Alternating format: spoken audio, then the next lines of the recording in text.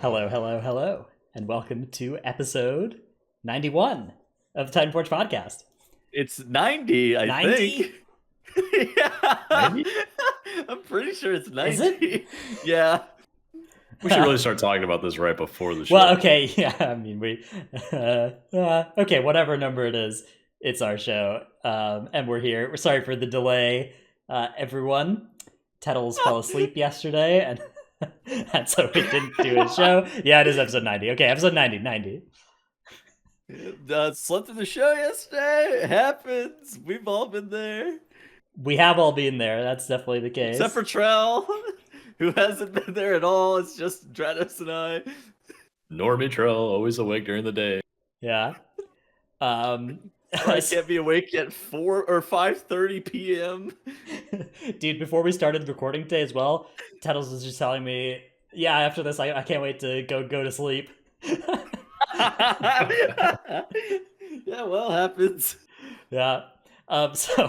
So yeah, we're on Wednesdays is the plan for the next two shows, and Thursdays is when it should come out on YouTube and stuff. So if you're looking to set your calendars, set your alarms for when the next episodes are going to come out, that's the current plan. Because we have stuff going on. Last weekend we had the Keystone Masters Gauntlet tournament, which was pretty cool. They had this, so the format of that was 8 teams, and then you do a dungeon, and the slowest team is eliminated. And then you do another one, the slowest team is eliminated. And all the way down until there's 2 teams left, slowest team's eliminated, you got one winner, which ended up being now Gingy, JB. Step Brothers. Yeah, the Steve Brooders. Steve Brooders. It was a very powerful team. Had some old Legion MDI names in it too. It was a really cool format though, because they also threw in all these curveball affixes. So the first couple dungeons were like these 18s with normal affixes, and then they just did an 18 with no tyrannical or fortified, and then they did a 22 with no affixes whatsoever, and then they did a viewer vote where they just put all the affixes up on Twitch, and you click with an extension, and the 4 that got the most clicks were the affixes on it. And then they did one where like the teams voted, and when there were 4 teams left, each team picked one affix to go on the key. So it was pretty cool. There was a lot of weird stuff going on there, especially there were a couple of no pride keys as a result of that, which was interesting, and no tyrannical, no fortified keys as well. So, okay, what would you say would be the key takeaways of like good things from this? So their structure was it was pretty cool because it kind of attacked the whole practice paradigm that exists for M plus tournaments. Now, part of that is always going to be possible when you have like a community run thing, but it's true that in the past, Keystone Masters tournaments have had a lot of practice done by the top teams for them. They've had these previous formats like the Format Experiments one, where you were banned from playing the same spec 2 games in a row. Trell, you competed in that as well, and every team had like this spreadsheet of like, okay, in this series we're doing this dungeon, then this dungeon, then this dungeon, so we have to play these different specs, and then we have to do the same dungeon later in our tournament, but it's paired with other different dungeons, which means we have different specs that we're not allowed to play for it, so we have to learn like multiple different plans for different dungeons. Whereas with this one, the way they did it was teams have no information about what any of the dungeons are going to be until 30 minutes before the run starts, and then you get 30 minutes to practice and figure out what you want to do, and then you just go. And I think that based on how much uncertainty there was, it did a pretty good job of meaning that the best way to practice for it was to just kind of do M+. And there on wasn't, live. Yeah, on live. Yeah. It was lower keys than live key push, but the finals was a 23, which a 23 the other side, which only a handful of people have timed that key on live. So yeah, it was pretty cool. I liked it a lot. Okay, so the format a lot too. Yeah. Yeah. So that was some of the positives. What were some of the negatives that you thought? I think that 8 rounds of that kind of tournament where you're lobbing like 1 team per go. First of all, it created some broadcast difficulties where there was a nice 8 box when there were 8 teams. It was a 3x3 grid with the logo in one of the spots. But then as teams started getting eliminated, you just had these like empty spots in that grid if you wanted to show the view of everybody playing. And then once it got down to 4, it was good again because you had a nice 2x2 grid, and that looked really nice actually. Watching 4 teams play at the same time. So I think if I was running an event like that again, if I was like designing a tournament, I would do a day 1 with 8 teams, and you like earn points based on how fast you'd go relative to the others, and then cut to a day 2 and cut the bottom 4 teams. Okay. and then maybe go to a finals at some point with just 2 on day 2. Sure. Troll, what were you gonna say? I was just gonna say, I think it's the first time I've ever seen 8 teams go side by side, and I think that's really cool. I think that's what the MDI should have been from the beginning, or at least in some way. And the other thing is the practicing. I agree with Dratnos a lot. The limited practice time is a big thing for especially people trying to get into it for the first time. Going up against other players that have been doing it for years, it's like, oh, it's almost equal footing. Like, of course, the more experienced players have an advantage still, but having 30 to 45 minutes to do just like a speed route of the dungeon and then one quick run through of just the pulls as best you can is pretty intriguing to me. How was simulcasting? How was simulcasting something like that?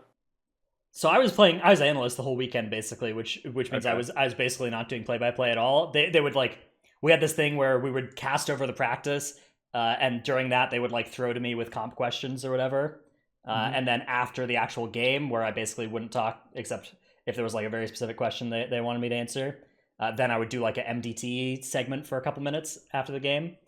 It was good though. I think casting over the practice runs was actually pretty interesting. There was a lot of good stuff there. You're kind of hopping between teams in different parts of the dungeon. And then it still had that kind of MDI part where all the teams were playing at the same time in the same dungeon, which is something the Great Push isn't going to have. So comparing this format to the Great Push, there's a lot of similarities, right? It's going to be 6 teams playing at the same time during Great Push, but they're all going to be in different dungeons at different times. But there's not going to be any practice runs, right? Everything's going to be a real run there. And there's none of it's practice, right? It's all just pushing key. I think that there's a lot. I think there's a lot of good stuff there. I do think that the MDI format, if they had all of the teams running at the same time, very similar to what Trell said, and on top of that, like had them playing the same map simultaneously, would actually make for a lot of interesting things because you would be able to have like 1-to-1 comparisons across all 8 teams, as opposed to some of this weird stuff that we have where it's like game 1 is different for each of the top, like the first 4 matchups and whatnot. I think that would be cool. Some mix of the two would be really sick. Like a 2-hour bracket for each dungeon or something, where all 8 teams push as high as they could go in 2 hours, and then you have to move to the next dungeon or something like that.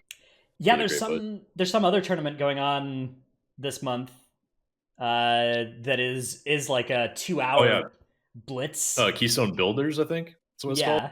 There's so many cool things this month. Do you? I know some Titanforge listeners have formed a team for it, so cheering for them. I think it overlaps with the weekend where I've got other stuff on though. But yeah, it's like the format is like 2 hours. You start with a +2 key, and you try and get the highest key you can by the end. So it's going to be like 3 chest blitz for the first hour and a half. I imagine, probably the whole time even. The whole 2 hours is what. But still, it's kind of cool. That is cool. I think it's being hosted during work hours in the US at least this time around, so it's pretty unviable for me. But like, I would love to do something like that in the future. Just grab a couple gamers and be like, all right, let's try to get this thing to a 20 in 2 hours somehow. Yeah, same. That's my sleeping time. Yeah, the thing about these cool one-off M+ formats is that a lot of their weaknesses aren't really revealed in a one-off format, right? Like, it's like MDI, right? First weekend of MDI ever back in Legion, a lot of the problems that would arise from the eventually got found out don't really exist, right? But like under the pressure of like the all the actual top teams playing, and putting the format under as much stress as possible. Like, I could imagine the format of pushing a +2 key for 2 hours could get pretty lame if that was the main MDI format, right? So a lot of these formats, the strength is that they're one-off things. I think that is less compelling if it's trying to be like mega competitive week in and week out.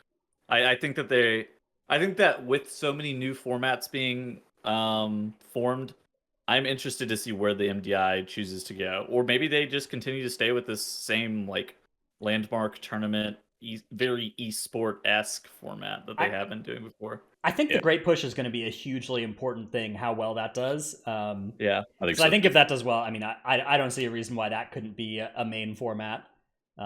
Just like thinking about it, I feel like that would be a really awesome thing. I hope it's good. That's my preferred format too, man. I much prefer that format. But we'll have to see. I have no idea how it'll be to cast and how it'll be for the viewers and everything. Whether that'll actually be better than, because like you will rarely have these moments of like 2 teams actually being competitive with each other at any time. It'll be like hopping between teams fighting their own PvE challenges. So maybe that'll be less compelling for an esport. I don't know. I think it'll be fine though. I think it'll be cool. That is a good point. But like, there are narratives and storylines that we told, at least during the Push Week extravaganza, that made it a little bit more compelling. But maybe since the teams aren't directly competing one to one versus one another, it'll be. And I think it'll be possible. I think that with good, context from casters as well, I think that can help. But we'll see. We'll see how it goes. I hope it's sick. Speaking of M+ stuff, this weekend we've got an M+ thing going on. The Complexity Limit Raider IO Keystone Masters Mythic Plus Charity Pro-Am Tournament. A nice, easy to pronounce, easy to remember name. That is 8 teams fighting for charity money to go to their charities. And I'm casting this one. The teams are pretty cool though, because they're comprised of 2 pro players, 1 influencer, and 2 amateur players. And so you can see the teams here. My favorite is the Stief Brooders again with Gingy, and now it's they've got the Step Brothers movie logo with their faces photoshopped on. It's so good. I think it's important to note that this is not supposed to be like competitive. I think that you got to remember that this is not like the teams aren't trying to battle versus one another to beat the. I mean, they're kind of are, but I mean, you've got some. Yeah, I think it might be like Nerf healing and Ellesmere tanking or something. Those kind of they're doing some kind of subversions of. I know people are playing their off specs. I know Sinek and them are like apparently going to do just the most troll shit. Apparently, according to them as well. So yeah, I mean, it's a charity event, right? It should be hopefully entertaining. A little bit less of that kind of, oh, is this an exciting competitive format with implications, and a little bit more of like, here's a fun dungeon event for charity. Yeah, exactly. I mean, on top of that too, some of these teams wouldn't necessarily be the most balanced. Yes, I mean, because the influencer category includes some 3K IO people, and then some people who don't really do dungeons, which is cool. It's fine, yeah. It is. It's great for what it is. I think the Pro-Am is gonna. I hope it's super entertaining this weekend. Yeah. So that's going on this weekend. Should be a fun time, hopefully at least. It's just a single elimination bracket as well, so it's not going to drag on either. Just bang bang bang. Which MDI caster do you think will place the highest? Okay, who are my? Let me pull back up the teams. Let's see their teams. I think it's Nagura, Jack, and Zyro are the 3. Yeah, so Zyro's teamed with Undead and Hunte. That's a pretty strong team. Yeah. Jack is teamed with Nerf and Ellesmere, and that's also a strong team. Nagura is teamed with Petco and JB. I mean, those are 3. That's kind of insane. They put those three teams. I think Nagura's tanking. Oh, I was going to say they don't really have a tank in there. All right, my money's on Zyronic then. Yeah, I was going to say it might not be Nagura's here. But only because of the tank. Also, their name is great. Old but Gold, and JB's on that team. Nagura's on that team too, man. Yeah. It's cool. But the person I most feel bad for in this list of names is Towley, teamed up with Fired Up and Shakib. Could you imagine you just like, oh my god, I cannot wait. You get a DM that's like, hey, do you want to come do this cool event for charity? And you just like join voice chat with your team, and it's Fired Up and Shakib. You're just like, what is going on here? Howley loves Complexity Limit. I think that he would be super happy to be on a team with Shakib and Fired Up. I feel like there's a good chance that after being in a call with them, he would no longer love Complexity Limit. He is now a staunch Echo fan. Yeah. That should be cool though. The amateurs on that team, that's got to be a cool place to be as well. Oh yeah. It's a fun event. Should be fun. Should be cool to see. Okay, let us move on to one of our main topics this week, which is the Sloot interview that he did with Dev Morgan Day on his stream a couple days ago. I actually made a video. I made a nice little video talking about this as well, but we will cover some of it as a podcast at this time.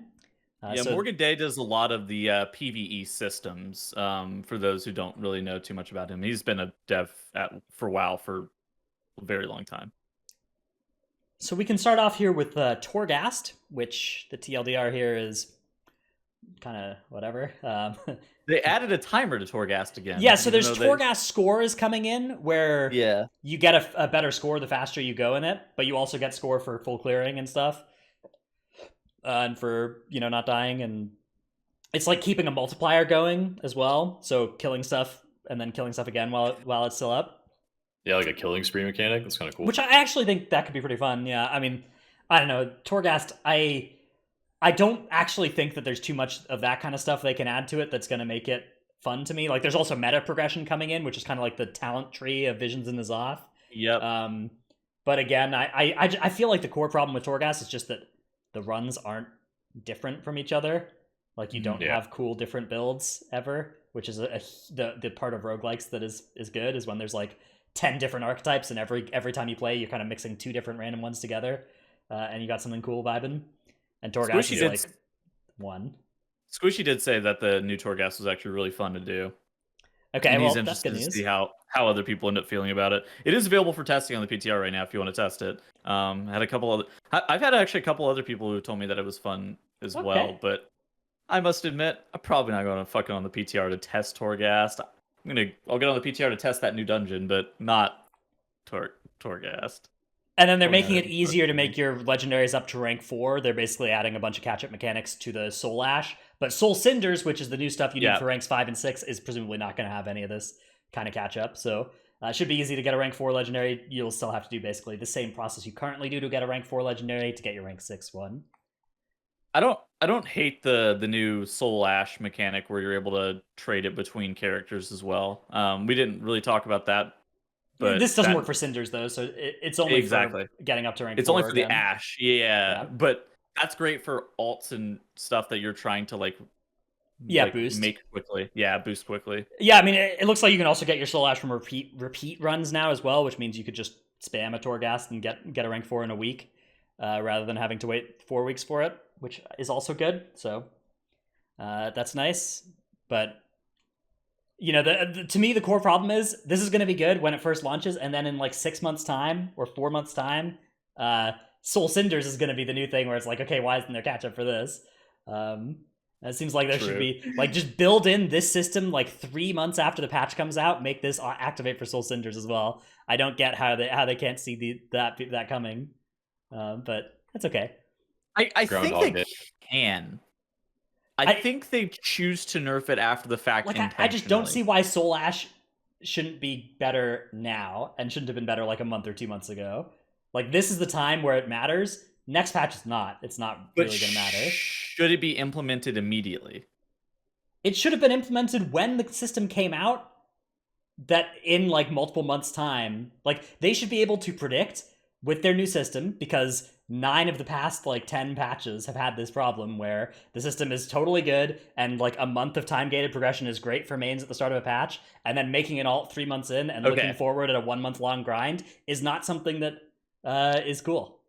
Thank you for that clarification. So my perspective is they should be able to just, rather than needing to in the next patch or in an emergency hotfix that nobody can predict is coming, fix alts, they should just be able to be like, okay, how will we make this system so that it can be a cool and good time gate to let people build up power at the start of a patch, and then for their alts in 4 months' time, it's not awful. Remember Cloak Catch-Up? Yeah, Cloak Catch-Up was the thing where, like, again, that's something that dog shit. 12 weeks. That was, we were talking about that for so long, but they could have predicted it pretty early and figured out when, like, just because they identify that it's going to be a problem they are going to solve later doesn't mean they can't tell us, or they can't even have a plan for solving it, at the start. I don't know. Yeah. I get annoyed because, like, me too. I wish that alts were more of a fully supported thing. There's so much good alt work that they've done this expansion, but the problem is that it's whatever the weakest system is what holds the alts back. And there are still weak systems in Shadowlands for alts, even though they made a lot of stuff really good for them. Mm-hmm. Okay, class balance. They talked a lot about what they want to do with class balance. A lot of philosophy stuff in here. More tuning, good avoid nerfs outside of the first couple weeks, buff the more underperforming specs. My perspective on this is that the balancing this patch has been good, and the Band-Aid fixes they were doing mid-patch, they did several of them, they were all good. And I think the only reason that the metagame is really feels kind of lame right now is because it is extremely stale, and we've been here for 7 months, and there's no end in sight.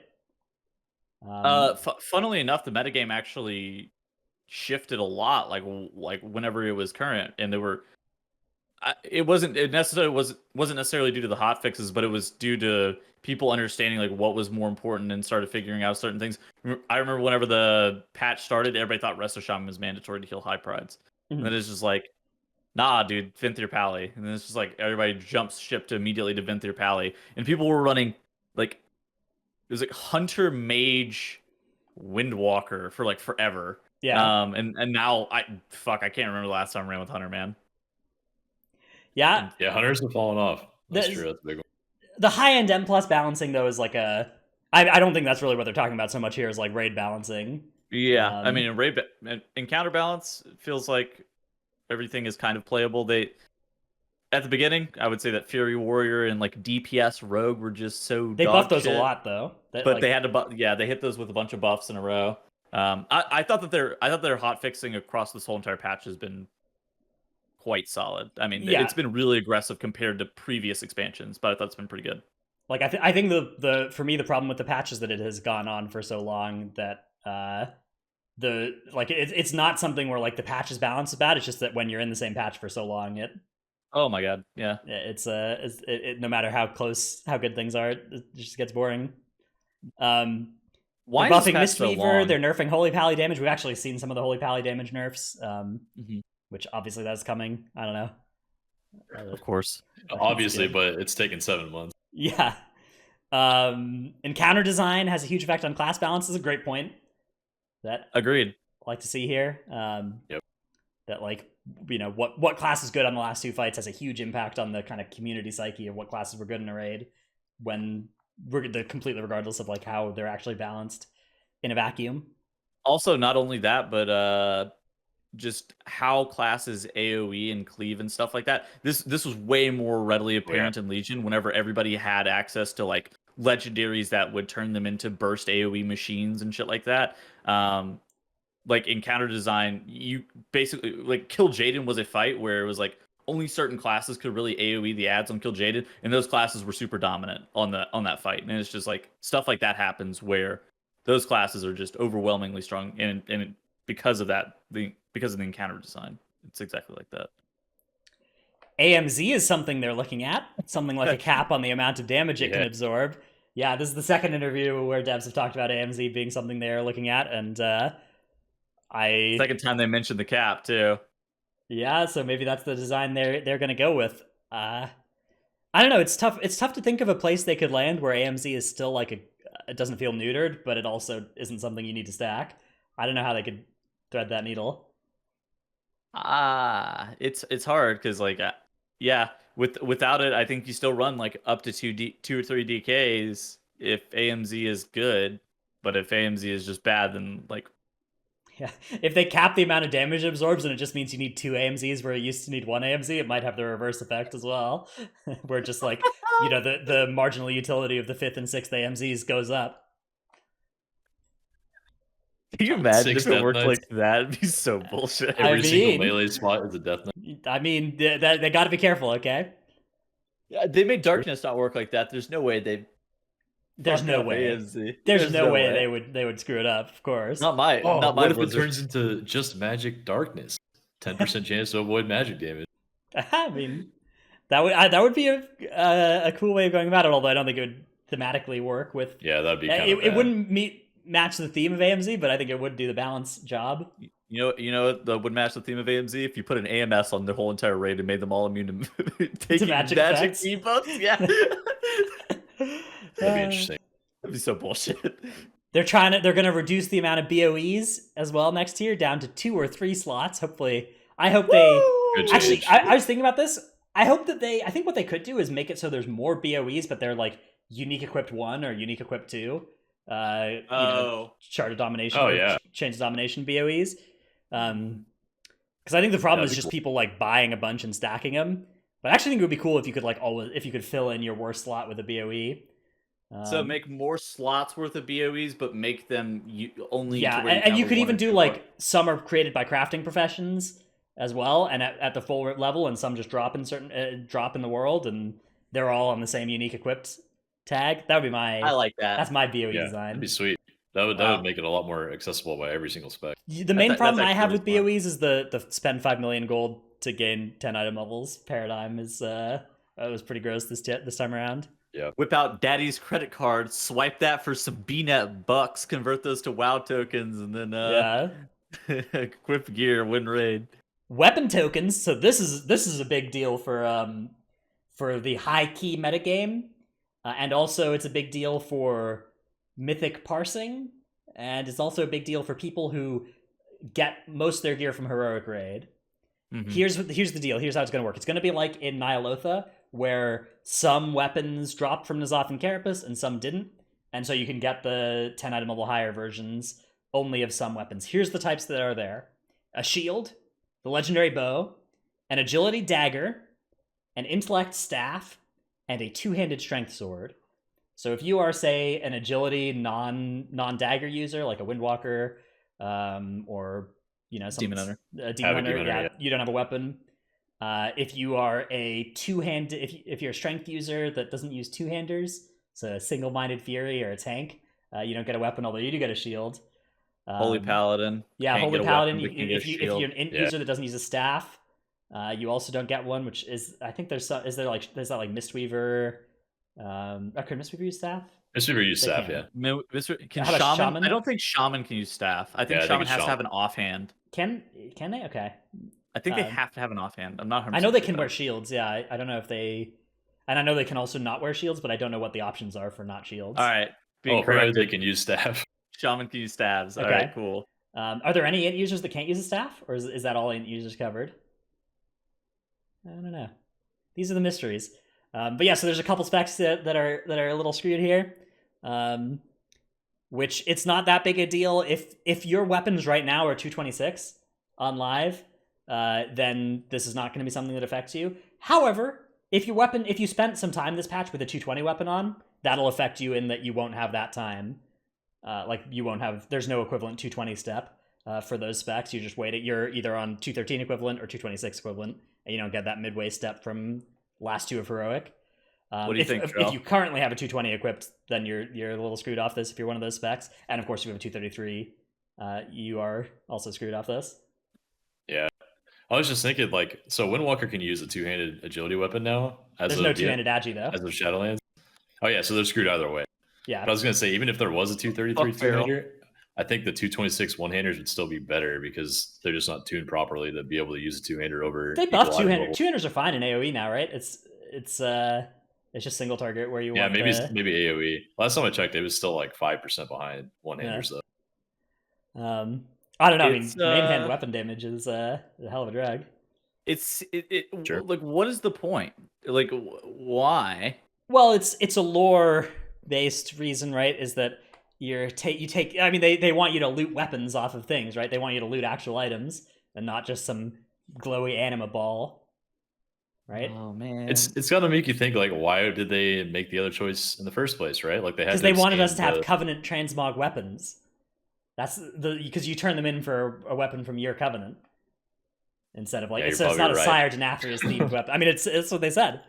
The weapon token was so much better, honestly. From a practical player standpoint, the weapon token is a lot better. From a, I guess, a lore person, I hate it. Yes, it artificially makes shit like Feral Druid and Windwalker Monk and Havoc Demon Hunter just worse for no reason. Can Feral Druid use daggers, or was that only with their artifact? That was only their artifact. That was only with their artifact, yeah. That's messed up. Poor Feral Druid. Poor Feral. Poor Survival Hunters as well. I guess Hunters are just going to play one of the other specs anyway. Bow, man. Yeah.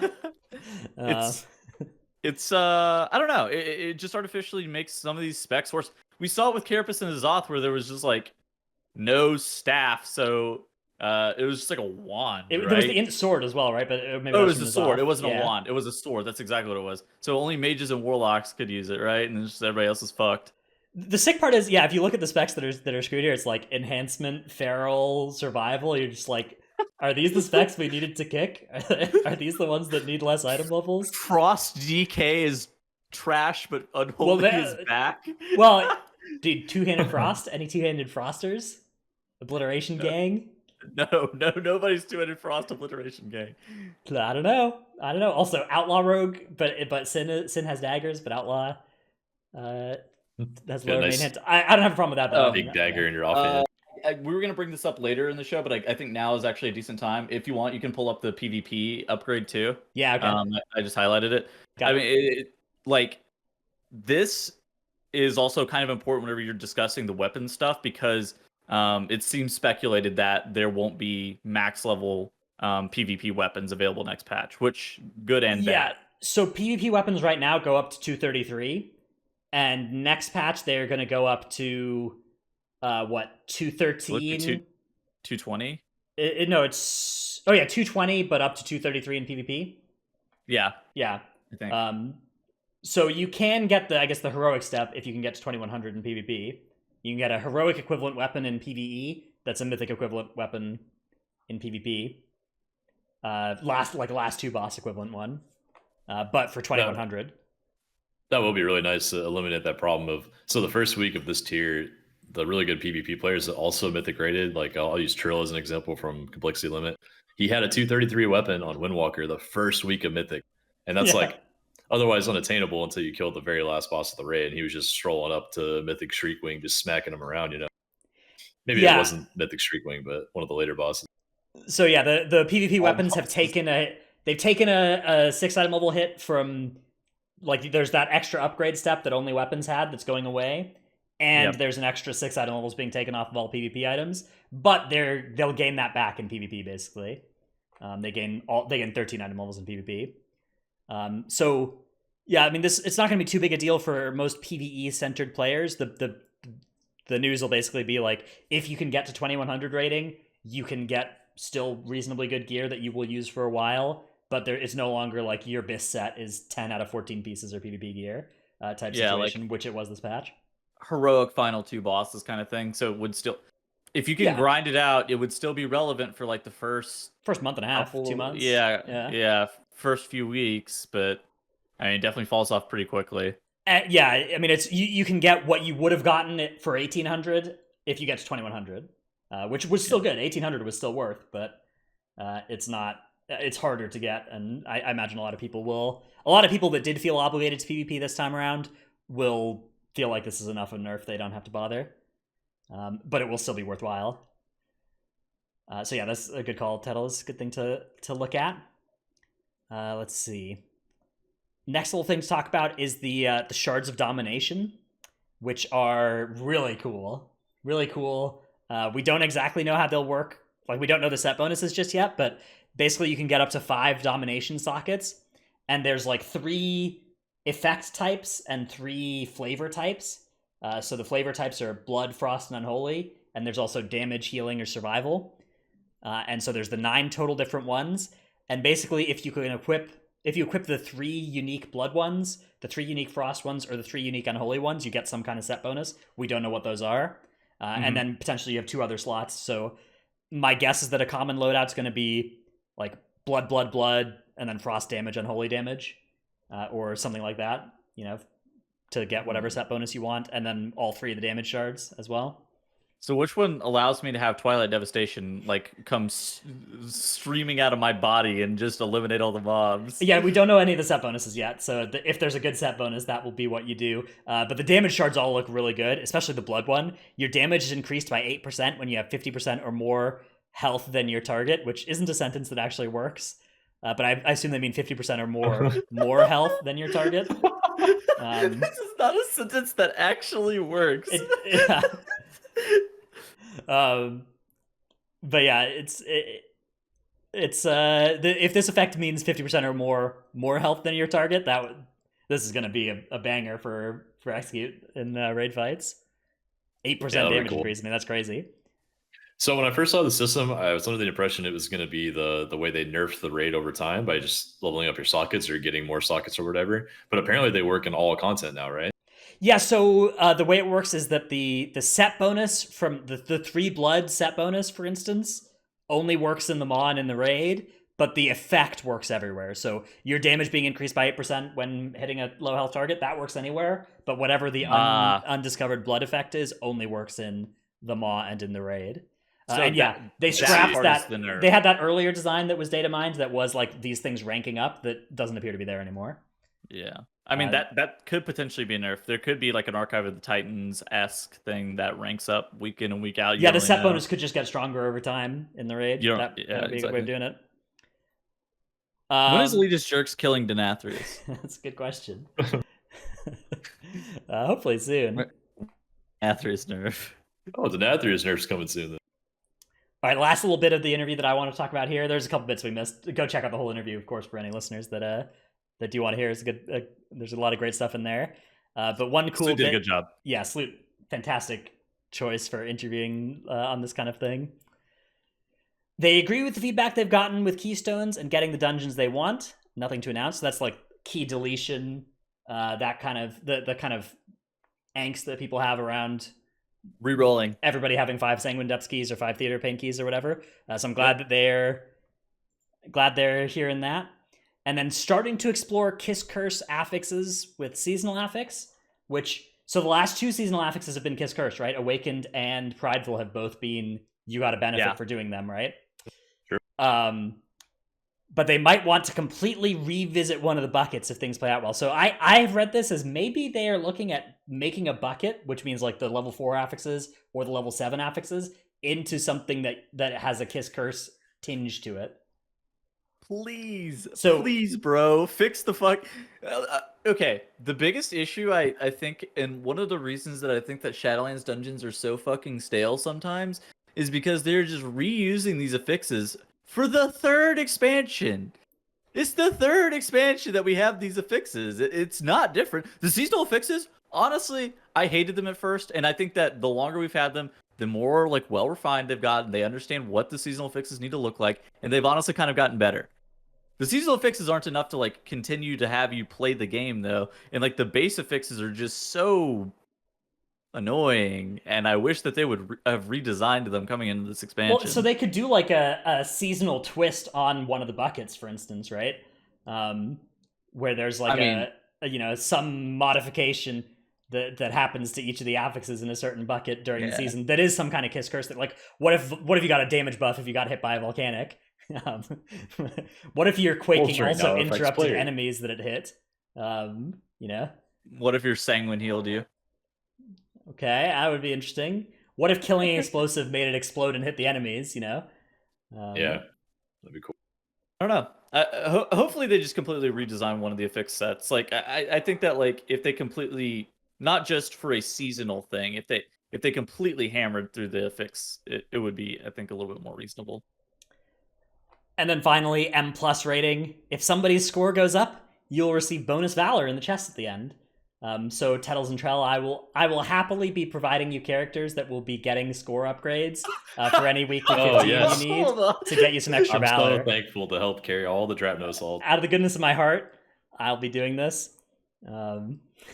This is the same joke I made when I did my YouTube video of running through this. So if somebody's watched that and is also listening to this podcast there, I made a lot of the same jokes.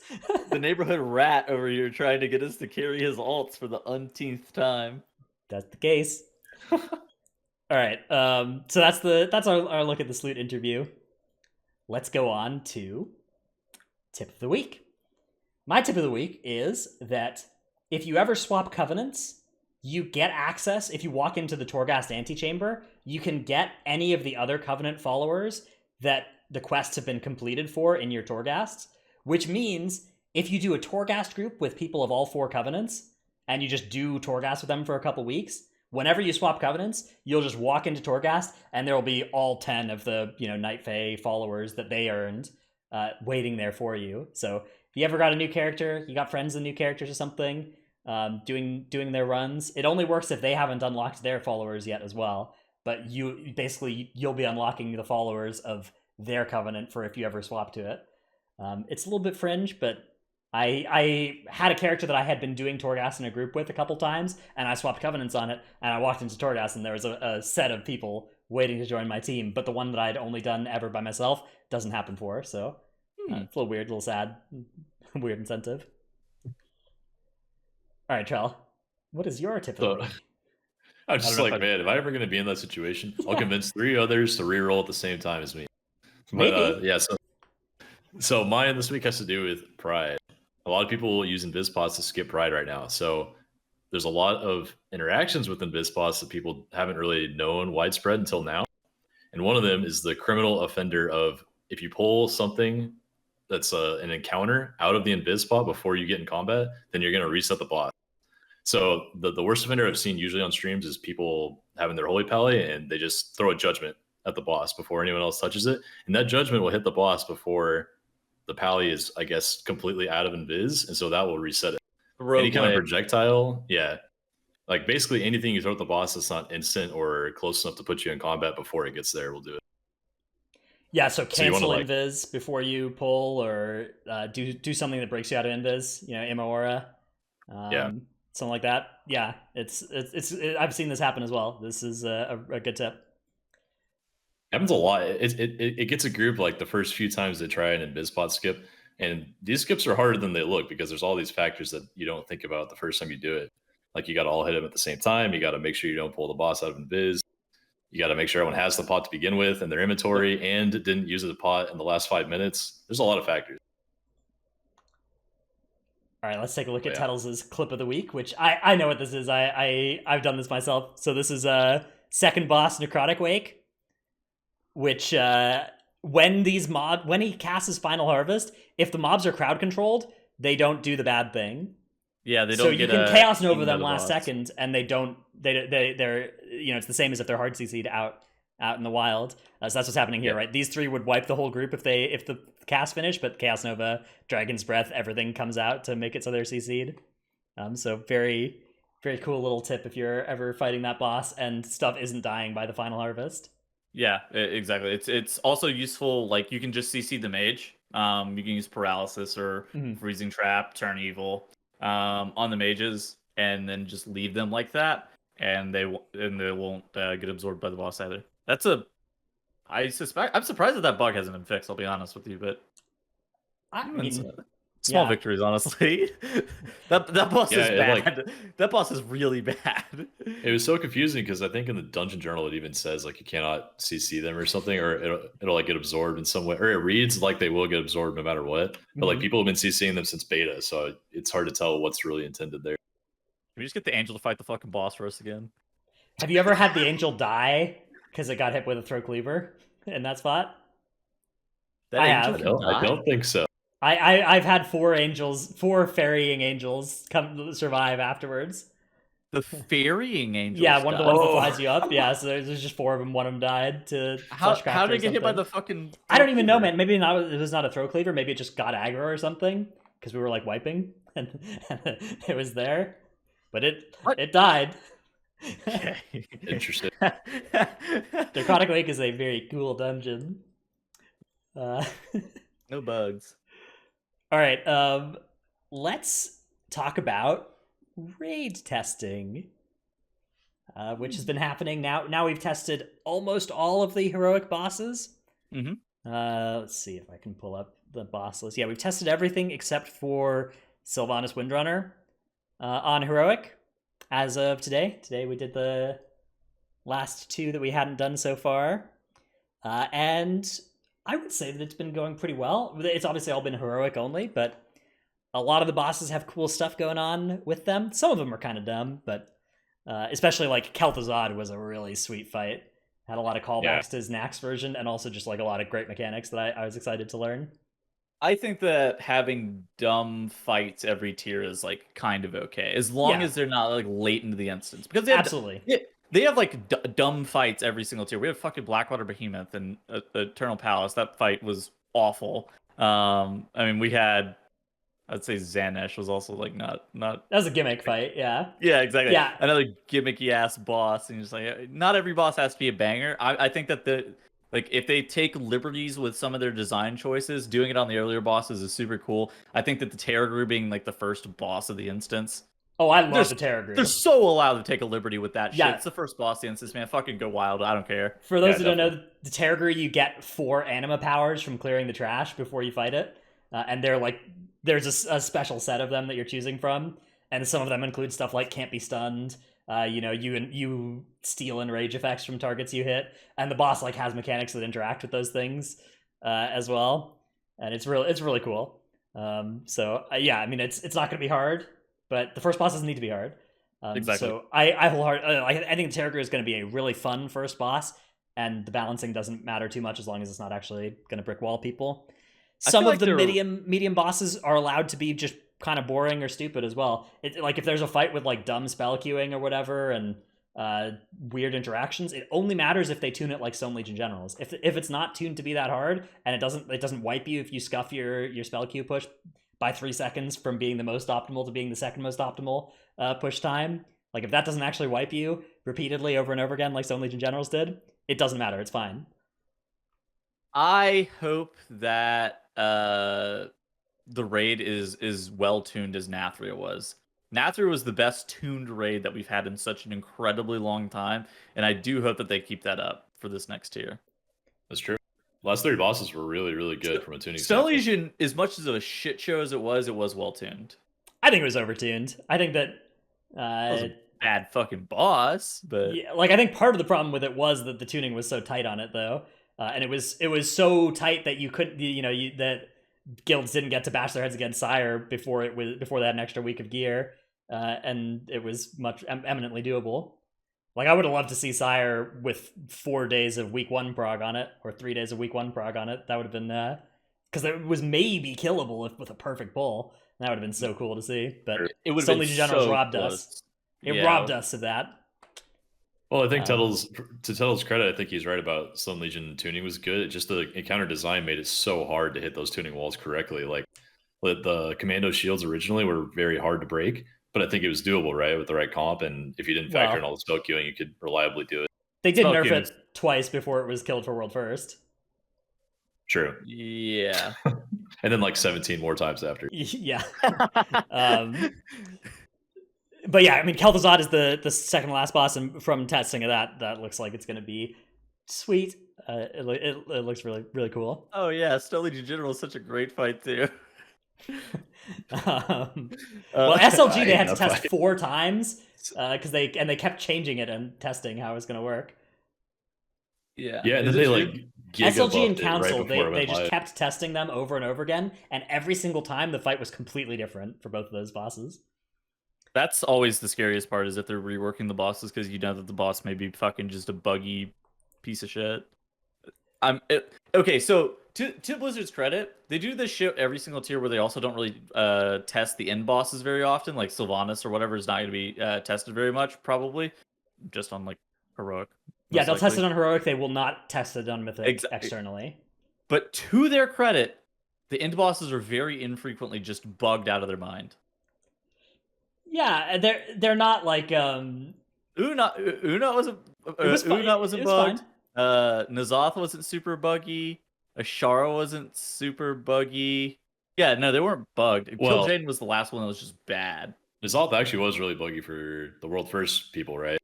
They did have to do several changes during World First progression to like how the mechanics worked. Yeah.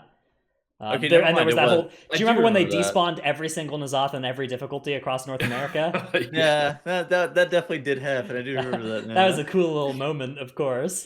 That was so epic. But yeah, I mean, I like that they do that. I think that Mythic raid testing of the last boss would hurt the coolness of it. One thing that raid testing. I always think that the take of like raid testing is bad for players is a weird one. I don't know how you guys feel about that though. I mean, I would love it if they could do it all internally and have the fights come out greatly tuned and perfectly balanced. I think that'd be sweet, but I think that's impossible or close to it. So yeah, definitely these days test seems than like not. Seems like you send out a lot of that kind of data to the world to QA test for you instead of just having one team do it. I think back in the day, if they just had their internal team do it, they would have to spend a lot more time on it and make less other content. But it was like a cool surprise when a new raid came out, right? I don't know. We'd have to be 10, 15 years back in time to really compare that one. Does any game actually do that where they like purely internal test and they don't like pawn it off? Not, I guess pawn it off may be the wrong term, but pawn it off. I don't know. I mean, how many other MMOs are there that are even comparable in this space? There's what, like Destiny, Final Fantasy. Are there any other games that like release raids? Not really. OSRS. Okay. Yeah, I mean, I don't know how they operate. WoW is so is I mean, it's kind of flying solo in the MMO space, as far as I'm concerned. It has been for like 10 years. Yeah. Fair. One thing that's been weird about raid testing has been they've made it so hard on PTR to like you can't just swap covenants or now you can't even activate the new renown traits. You could at the start of PTR, so you just have to use the same character that you made 2 weeks ago because you can't activate those renown traits anymore. All the new ones and stuff. So you can't actually test different covenant or different soulbinds and covenants and stuff really right now, which is super weird. Because like I'm playing Druid. I'm playing Druid on PTR because it's my only Night Fae character, and because I want to play this broken Night Fae Druid or Night Fae trait. Which here, let me show you what it looks like on Warcraft logs. Here's my healing over testing today. The top one there is the Night Fae trait. Waking Dreams. This is the only way I can play it is if I copy over my Druid, which is, a potato. Huh. Druid doing big healing. Yeah, 2.17 million healing from Waking Dreams. Making Bandera kind of sweat a little bit. Yeah, catching up. But it's so weird because like there's so little testing of those bottom tier soulbind traits going on, and so little testing of like different covenants of the same class, because you basically have to have copied over characters of the right covenants already. It's like even if you're like a DK main, you can only test the covenant your DK was on live, and you needed to have copied it 2 weeks ago if you wanted to actually activate those new renown traits as well, or new soulbind traits. So I really hope they look into it and fix that on PTR, because it's. I mean, some of these traits are really, really broken. The Waking Dreams, for example, and they need to do some balance passes of a lot of them, but they're not getting any data about a lot of them. It sounded like a lot of that's going to make it to live into the first few weeks, kind of like Echoing Void did in the end of VFA, where it was just busted for the first couple weeks. Yeah. It's like obviously this is going to get nerfed, but nobody knows when it's going to get nerfed. I remember looking at corruption after the fact, and of the like 52 corruptions, something like 12 of them got nerfed since it came out, like in those first 3 months. So there was a lot of missing the mark on those, and yeah. Dude, Echoing Void was bullshit on the PTR too, and it was just like, surely this is gonna get nerfed, right? And well, everybody was scared of Infinite Stars. Like, remember, Infinite Stars there was the Infinite Stars panic, because it simmed so well. Well, so they hit that thing with the bat.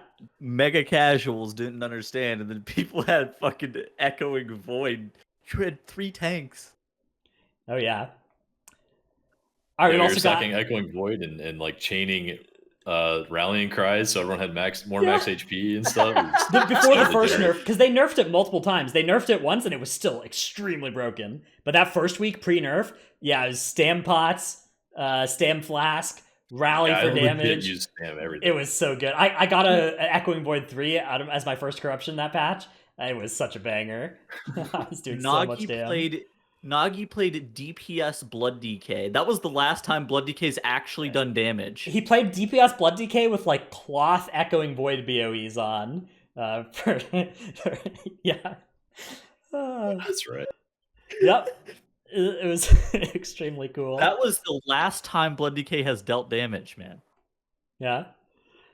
That's true. Nagi did all of the. Or it was now as well, right?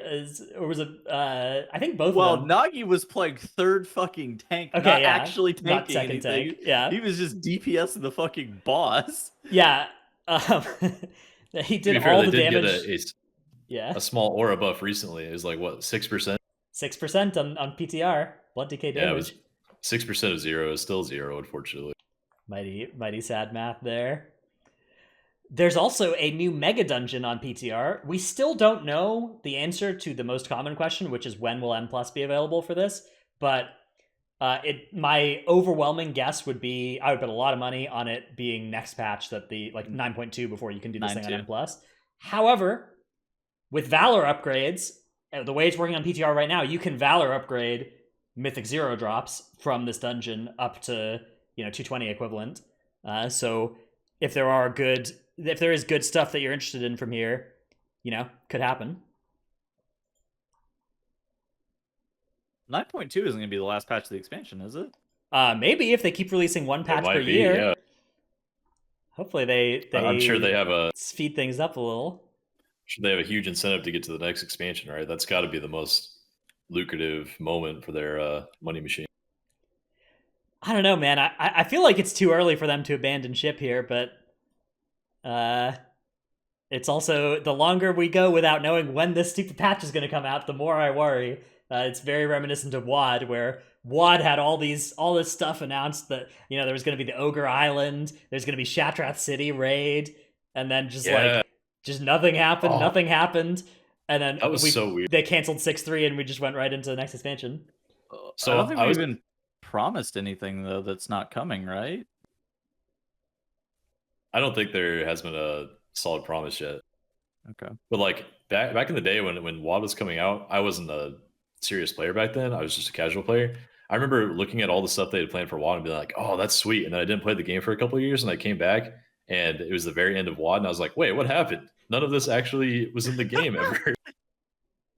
Yeah, I mean, I think that if you look at their reasoning, like the fact that this is the first patch they've developed all remotely, I do give, I am willing to cut some slack for that, but it does make you worry, because like if this was the patch they started developing remotely, the next patch presumably things aren't back to normal yet, all during all of production for it either. So I don't foresee everything speeding up in the next year, depending on how far in advance they work. It's slow, but it's not. At least the quality's there. It's not bad, right? It's the same quality that we expect, at least with World of Warcraft expansions and patches. I think it's pretty good as a whole. Yeah, I mean, Ian had this bit that he kept saying for like 4 years in the WoD Legion early BFA era, which was like, quantity is quality, right? If the game is stuck on a patch for a year, that's bad. Like, no matter how good the raid is. And I think that this patch has really made me feel that. So, yeah, I mean... It has to come faster, but at least it's not... It literally could be a lot more intolerable, it feels like. There's a cool trinket from the new Mega Dungeon here that maybe you'll use some Valor to upgrade this thing to kind of further cement the Shadowlands raid movement, which is going to be 19 people tier 3 subbing to one person who gets to do damage. This is solely a secret technique where you get to select a player in your party or raid, give them some of their highest secondary stat, and giving you also some of that stat. So look for 19 people to be wearing this trinket for the Fire Mage to get the damage from. So is the Fire Mage going to go into the hot tub and ride around on the banana? I don't know how they're changing combustion this time around, but could be. Please no hot tub. The hot tub Fire Mage. Do you remember? Wait, what was it? Was Hot Trub was the Brewmaster thing. Yep, Hot Trub. Hot Trub. That was good. That was good damage until they nerfed it twice, as well. Yeah. The Conflict and Strife, the PvP talent you got from Conflict and Strife. That's so cool. That was another PTR damage dealer. See, that one didn't make it to live. It was like super overpowered on PTR, and then they just nerfed it before it got to live, which is fine. But then they just don't catch some things like that sometimes, like Echoing Void. So it gets really frustrating for players. They're like trying to guess what things will be nerfed when. Yeah, I mean, I always understand them nerfing stuff that's OP. I don't have a problem with like stuff that nobody sees being OP, and then they have to nerf it a month in. But I do hate the stuff where it's like everybody knows it's going to be a problem on even as early as PTR, and then it still goes live, and then it does get nerfed, and you're just like, come on. But I don't know. I mean, it's hard because like there's a lot of people crying wolf about a lot of stuff that is not actually a problem as well. Yeah, it's true. Yeah, can we get a fucking Blood Decay buff? Give them Consumption Leech back. I need it. Blood Decay just needs some damn. It doesn't even need any of the Consumption Leech would be a mistake, because that was bad for M+. That was zero healer. Ridiculous. Yeah. Yeah. Good times. Good times indeed. All right. That'd be the greatest Holy Paladin meta of all time. Well, you wouldn't even play Holy Power. You play like Blood DK 4 Windwalkers or whatever for some stuff. That definitely did happen. Yeah. I remember some MDIs Yeah. that were like that. Yeah, Upper Karazhan was the Upper Kara, Blood DK4 yeah. Windwalker. Yeah. There was a Blood DK prop pal, the Upper Kara too. That was very that cool. was played even at like a 25. It was like, what the fuck is going on? All right, let us close out the show here. First, we get to thank the supporters of the show, though, over patreon.com/Titanforge. Big thanks for the continued support. They are Paul of US Proudmore, a Hey Gal girl of US Tichondrius. I actually don't know how to pronounce that first. I know I've seen it typed a lot. It's like that anime face thing, but I don't know how to pronounce it. I think it's a Hago. It's a Hago. It is Why is there an an A in there? Who put the A in that word then? Why is that? Don't question the English language. It bears repeating. The path to IO is realizing you suck. Growl 2021. Comrade Delete DH has seized the means of IO production. Note to self: Word of Glory costs 3 holy power, not 2. That's something that you note to yourself frequently while looking at the release spirit button. Jaw. Dratnos' Dino Pillow, Chromed, Trekkie, The Marsh Hare, Never Nude, Chewy. Yummy TV Growl is young, upcoming M+ YouTuber teaching various groups regarding overcoming weekly low keys. That was last week's acronym. Did we not get a new one? Oh, this is so sad. Assuming, please. God, or maybe I hope it may have. Fuck, dude. I hope there's one that's in Tettles' inbox that he missed. That's what I hope happened. There's a couple that I missed apparently. Oh no. Okay, well that's okay. If we missed your Patreon name, it's Tettles' fault. And he is please direct all complaints to Tettles. Okay, me moron. He's replacing it. All right, Tettles is the Epic Titanforge Twitch Learning Educational Stream. That's actually this week's acronym. It feels a little weird, though, to have an acronym that's being nice to Tettles after he so brutally screwed up there. I fixed it, though. All right, it looks like Delete DH also has a new one, so we'll backtrack to that. Delete DH is training for MDI. Good luck, competitors. My bad. ZivXX, please let Trashcan of US Thrall out of SLG prison. Good luck. Necris, Tankdill, Nebuk, Sinmora, Eevee, oh god, please buff Frosty K and PvE. How would you like to not get any one-handed strength weapons out of the last 2 bosses? Is that what you were looking for? Seems like a second tier of unholy Eevee. Stevenson, love the Constantinople bit. Take Light of the Protector and Frenzied Regen off the GCD. No Trick, I scheduled a Tettles Flame. Sire Dramaticus, fix Iron for a bug, please Blizzard. Thanks. Dymat, get your vaccine for free 5G cell access after installation and update period. What if we actually went to the Shadowlands to kill retail? Ooh, that's a deep thought. Nyx, WTB punting from Dorky/Growl and Plus team. No IO distribution required. Brusif, Dratnos Routes Abyss. Glad or Bust. M Sanity. Canyon and Moonsonara of Emerald Dream Division 7 and Area 52 Scraw.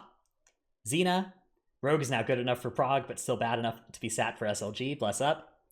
Red Color, Some Zero of US Tichondrius, now featuring the Hunt technology.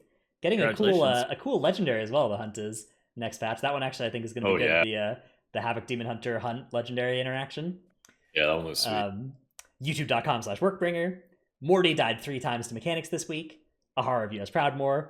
Kazoye's mythic team is trash cans and not trash cants. Gallic, Snicker Shelby, and Alphabet Soup. Thanks all for the support. Sorry for everybody that Tettles forgot to change the names up. Let's move on to Q&A. First one comes from Durundal in Discord, who asks, theoretical question, affixes per week, affixes per day, or random affixes per key? Ooh. I think I prefer the affixes per week metric that we have right now. That one's I think that affixes per month would be too infrequent, personally. Yeah. I think per week That's is a hard actually one to answer. pretty nice balance. People ask about this a lot, and my feeling is that the angst that is like when people think they have a problem with affixes per week, the actual problem is just that the affix balance is bad, and exactly. like of the 12 weeks on the calendar, like 3 are free, 3 are impossible, and 6 are like medium bad. Yeah, and it's like the problem is that, not the fact that it's on a weekly lockout IMO. Because if you've ever done Tournament Realm and you're like hopping between different affixes and different dungeons, it's really jarring. Like the first key you do each week, where you're like, oh, it's bolstering, oh, it's sanguine, I screwed that up, oh, it's quaking. Like, it's really annoying to actually have to train your brain to do that on the fly. So doing that between every dungeon, I don't think that would make live keys better. I think the problem is just the huge disparity between the good weeks and the medium, even. So, question: what do you guys think about affixes in general? What would the dungeons be better if there were no affixes at all? I guess Troll, you can answer that. I don't know. I think they would get stale. I think all of us would love to have that for a time. Like maybe there's like a week where there's just no affixes, especially with the new Blizzard score. That'd be kind of cool because they could make it work, I think. But I think in general, they should have one less affix per dungeon. Okay. I think they've kind of bloated the affix thing over time and really made it hard to balance for themselves, which is kind of common with all their systems right now. But the affix system, especially like when they added the extra layer of the seasonal affix and then made Tyrannical and Fortified like on every single key, I think that was a mistake. I think they should have just cut one of the rows entirely and then added that bucket into the other buckets, if that makes sense. Yeah, I think that lower impact affixes are a good thing, which is a pretty different view actually to the common prevailing like Twitch chat, especially Twitch chat MDI observer or tournament observer view, which like when we did the viewer vote in the KSM gauntlet, one of the affixes chosen was volcanic and the other three were like tyrannical, bolstering, necrotic. And the complaints that the players were have was like, oh my goodness, we have to do tyrannical, necrotic bosses with no pride buffs. But the complaint that the viewers had was, oh no, we gave them an easy affix. We gave them volcanic. This is going to be boring because it's an easy affix. And my view is completely opposite. My view is that when the affixes are relatively low impact, when there's stuff like reaping in particular, that we're like, it never really screws you that hard. It means that you get to push the dungeon to a higher level and you get to the point where like the difficulty is coming from the dungeon and not from like necrotic. I hate it when the difficulty is coming from necrotic. Yeah. I prefer that shit personally, like playing the dungeon at a higher level. Like that's from a player perspective though. I do wonder from like a viewer perspective. Yeah, I mean, at least the viewer gut reaction in Twitch chat certainly is the opposite way, which is like, we would like to see these players dealing with the most brutal affixes possible. I also think that people who do just like one or two keys a week also have a pretty They prefer the variety, right? Where it's like really impactful affixes that make each week feel really different from the other. Yeah. Especially if you're somebody who like you're a weekly 15 gamer, then you want affixes that like even if you're kind of steamrolling 15s, you still feel them, right? Yeah. Which is I think a lot of people just want to feel something, bro. Yeah, you got. I understand that. The rite of passage, bolstering one crab to be the size of a boss one time in your WoW career, right? Like everyone does that at some point. Crab King, that is the Crab King. That is one big ass seagull, and he's gonna peck my tank and make my tank lose all threat. Yeah, that's it. Fuck that dungeon sometimes. Man. That was a good key. Iwajara was Those seagulls were insane. That place hit diffy. Seagulls were fucking. Who put those mobs there? Okay, anyway. Dude, the best part was you're playing like a marksmanship hunter and they just do the barrage that, pulls every single seagull within 50 yards of any altitude. You just have seagulls like flying in from Mozambique. The seagulls were not the worst part of the fucking barrage sidewinder shit. It was the dumbass dragons and halls of valor that were just flying around outside. They fucking pulled them. You're just like, Could you imagine if that ability was still like the way that if the same marksmanship hunter design was in like the general call trash gauntlet and you were just pulling these bats like every single bat that's always coming in. Stop pulling that fucking sentinel. Don't grab that man. Stop that. Yeah. It's good times. Oh my god, I haven't thought about that in so long. Yeah. Anyways, that is where we will be ending our show for now. We'll be back next week on Wednesday if Tettles can wake up for it. I will be there. And thanks everyone for watching. Bye. Bye.